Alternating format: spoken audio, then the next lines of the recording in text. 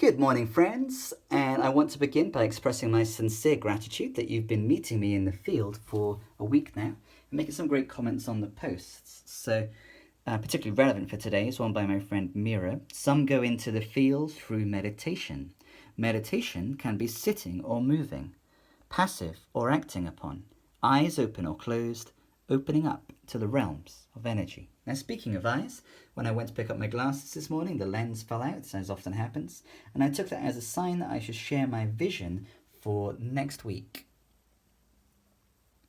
So you'll see that on Thursday we have the usual 5-minute longer video, and that will be exploring this book. And every Saturday, beginning tomorrow, I'll be sharing a MindMovie. I'm tilling the soil to share some things that I want to share regarding meditation, neuroplasticity, and the autonomic nervous system. Good morning, friends, and welcome to week 2 of Into the Field. This week is called The Garden of the Mind, and I'm going to start it by reading a paragraph by a character called Simon from this book. So Simon says, "For countless centuries, man compared his mind to a garden.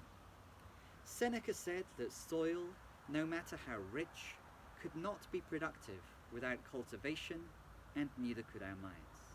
Sir Joshua Reynolds wrote that our mind was only barren soil, soon exhausted and unproductive unless it was continually fertilized with new ideas, and James Allen, in his monumental classic As a Man Thinketh, wrote that a man's mind was like a garden, which may be intelligently cultivated or allowed to run wild, but whether cultivated or neglected, it would produce." Please share any reflections on what Simon says. I'll see you tomorrow. Hello again, and welcome to day 2 of The Garden of the Mind, which is week 2 of Into the Field, and the last day that I'm quoting from this book. So the character called Simon addresses Ogmandino, who's the author here. He smiled sadly. "I like best what Milton wrote about the mind." He then quotes from Paradise Lost. "The mind is its own place, and in itself can make a heaven of hell and a hell of heaven. Mr. Og, our mind is the greatest creation on earth, and it can generate the most sublime happiness for its owner, or it can destroy him." So today I invite reflections on this idea that the mind is its own place. On the one hand, we're powerful creators, each individually. On the other hand, we're social creatures. Is the mind its own place? To what extent, and what does that mean? Today I'm excited to introduce a very important book called The Body Keeps the Score by Bessel van der Kolk, and we'll be following the trail left by this blue marker, which relates to the part of the brain which we could think of metaphorically as the watchtower. Think of the frontal lobes as the watchtower, offering a view of the scene from on high.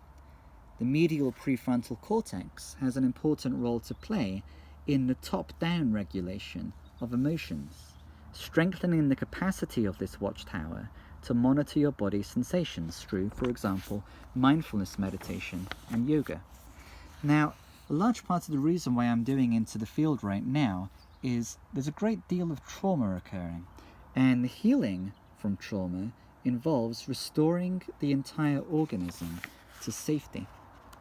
In comments on this post, I invite you to reflect on the prefrontal cortex. Now, according to Bessel van der Kolk, there are 2 ways of changing the threat detection system related to survival mode and fight-flight responses. The first is the top-down regulation considered yesterday, but there's also bottom-up regulation of emotions related to breathing, movement and touch. And this is where the limbic brain comes in. There we encounter the thalamus. Sensory information about the outside world converges here in this area of the brain which we're encouraged to think of metaphorically as the cook. The sensations are then passed on in 2 directions. Firstly, to the amygdala. If the amygdala senses a threat, it sends an instant message down to the hypothalamus and the brainstem, recruiting the stress hormone system and the autonomic nervous system to orchestrate a whole body response. Let's discuss instant messages from the amygdala.